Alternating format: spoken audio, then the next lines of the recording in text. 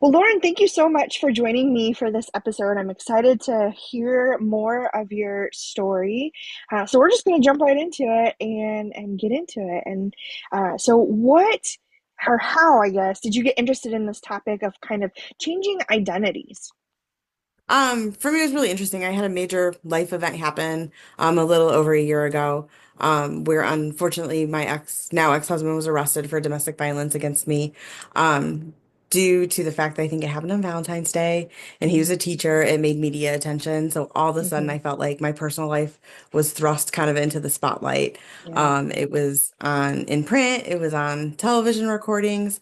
Um, Someone who had previously worked at the institution where I work, had called my office manager saying, "Hey, did you hear about this? How is she Oh doing?" gosh. And my office manager didn't know at that time. So it was really interesting that all of a sudden this identity of being a domestic violence victim and domestic violence survivor kind of really was put out there. And I think due to it that happening, I just ended up personally putting my story out there to my network Mm.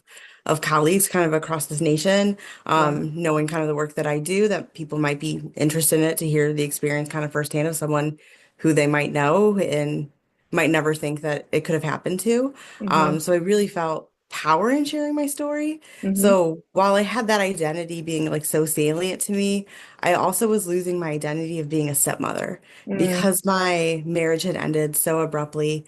I never really processed and thought about what that would look like. Mm-hmm. I had honestly processed the end of my marriage 2 years before it had ended. Mm. I had been in therapy and we had been working through that.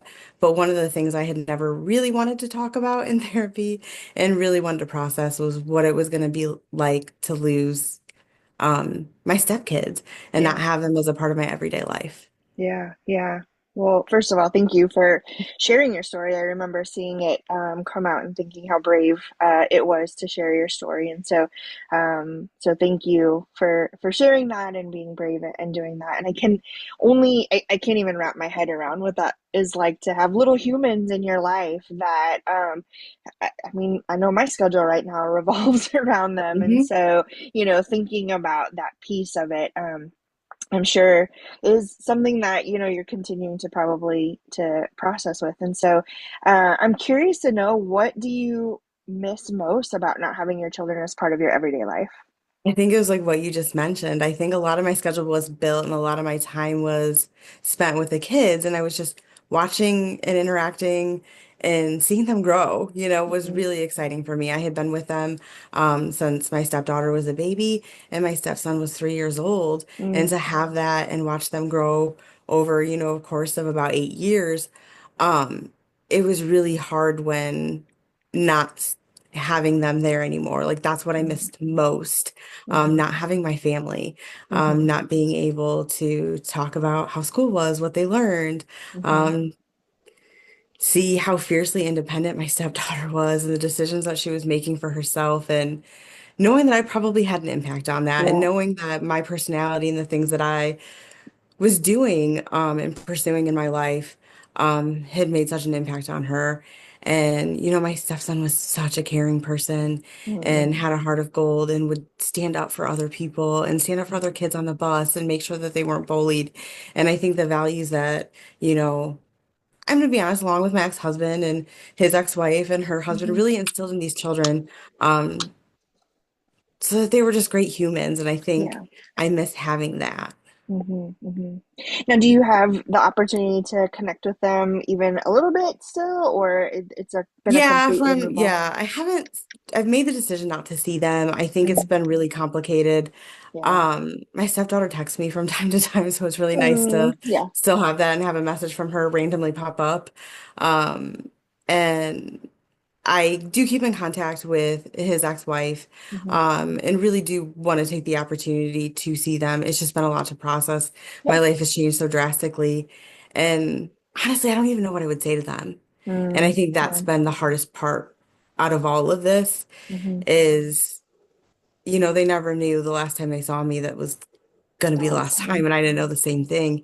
And they also didn't know that, this was what was happening. And, Hmm. you know, trying to hide that from the kids and trying to, make sure that they were protected and stuff was difficult and hard. And, you try your hardest and you do the best that you can and Yeah. you hope for the best. And Hmm. I think because of that, I think it's really difficult to even process what I would even say. Yeah. No, I totally get that. I totally get that. So I can only imagine the support to go through something as traumatic and kind of like a twofold sort of thing, Mhm. right? What does that look like for you as you've kind of transitioned into this kind of new everyday world and life that you live? Yeah, I would say like first and foremost, like and my NIU community came out for me, and that was Mm, amazing. And I think to have the support of people, I think my housing community across this country came out for me. hmm. Um, Folks that I've known within Glakuho, I had vendors reach out to me who I've Oh, made yeah. um, and send me cards. And I had, friends, sorority sisters, I had Hmm. family. I was overwhelmed by the support from people and just what people were willing to do to kind of help check in, make sure that I was okay. And that's been really, truly amazing. And I think that is in relation to my job. And I Hmm. am truly grateful for that. And I think that's also something I've grappled with is the kind of that privilege that goes along with that, that I know not every Mm, domestic violence victim is able to put their story out there. yeah. They're afraid of judgment, they're afraid of a lot, and then afraid of people turning on them. But like Hmm. I was able to just put it out there and know that I was going to have people support me was absolutely amazing.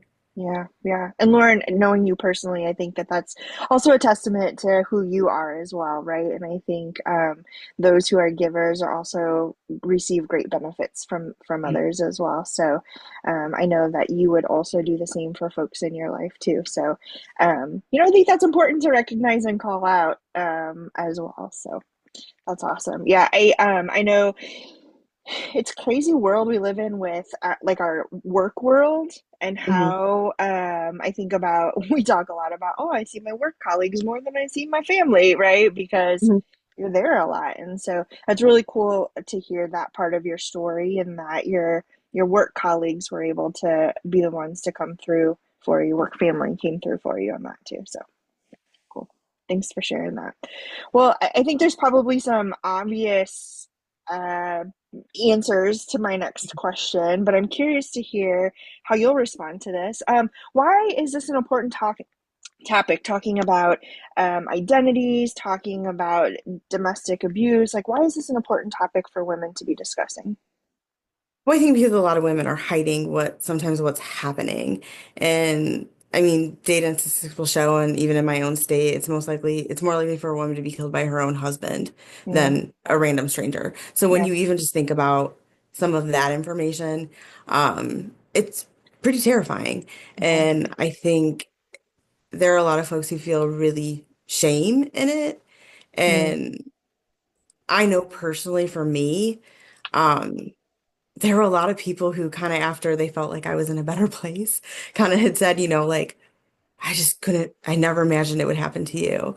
And I mm, get it and I understand that. hmm. But the reality is like it can happen to anyone. Yeah. And I hope being able to share that. And I'm hoping that I can show my strength, over a year later and just how far I've come personally, Hmm. and even professionally, you Hmm. know. Um, to be to the place that I am right now is just absolutely amazing. And I really want to share the information and I want to put it out there. And I think thinking about identity is so important. And I think when you think about saliency of identity, and a lot of folks asked me, about the domestic violence and things like that. And there were some folks, mainly mothers, who asked me about the Mm, kids and what it yeah. was like to kind of have that. And I think it's important to share that information because when you think about the journey of motherhood and what that looks like, it looks like very different for every person. And Sure. my journey was incredibly different. I became a stepmother at 34 years old, never Hmm. thinking that I was going to have children. But it became a part of my everyday life. And when I lost that, like, I mean, there really aren't, I don't know, stepmother support groups, like there aren't Yeah. things that Yeah. really talk about that as well, because I think there are also, I think there's sometimes, the validity of the stepmother role, is sometimes questioned. And Uh-huh. I think the relationship between moms and stepmoms and stuff can be sometimes strained and different as well. And I think for me, it wasn't like that. And I appreciate that it's still not like that. Hmm. That if I were to want to have the kids in my life, I can have that. It's just me choosing when I feel like I'm ready to be able Yeah. to have that again. Yeah. Yeah. No, I appreciate that. I think that you hit home on those, and I continue to think about my podcast and my why behind my podcast. And this is another one of those topics of so many folks think they're alone in some of these situations because we as women just don't talk about the things that happen to us or that we're connected to or involved in. And so I appreciate you saying that, we've got to get the story out there, and your example of bravery in sharing your story to be that role model for folks and sharing this. So thank you for sharing your story, and thank you for being that voice for folks who maybe don't have that voice yet or are still trying to find their own bravery. So, well, I'm curious as we wrap this episode up. This was a quick episode. I loved it. It was great. Good information, all kinds of fun stuff, and it flew by. I'm curious what your final thoughts are for my listeners. I think it's just important, I think is what you said, you're not alone. And I think you can be brave, you can be resilient, and you can be grappling with a lot of different things in your life and recognizing that like the salient of your identity is what's true and most important to you. Mm-hmm. Um, and what you choose to share, you know, Mm-hmm. is also yours and is very personal to you. And I think while I have been very vocal and open about it, I know not everyone is in that place, and I would never expect everyone to be in that same place. It's Mm-hmm. just that I think the way my story unfolded, it just lent my ability to be vocal about Sure. what had happened to me and to put it out there. And, you know, I chose to do a news interview about it as well, Oh, because I yeah. really truly hope that I can reach other people and show that, you know, there is hope out there, there's support and there's resources. And you just need to find them. Yeah. Yeah. I love that.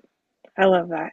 That is a great final thought for our episode. Lauren, thank you so much for joining me for this episode and for sharing your story and your experiences. I hope that my listeners were able to take little pieces away about how they can either be a support system or to use their voice in ways that they feel comfortable and brave to do so. So thanks for joining me for this episode. Thanks for having me. Of course, of course. And friends, thank you for joining me for this episode, joining us for this episode.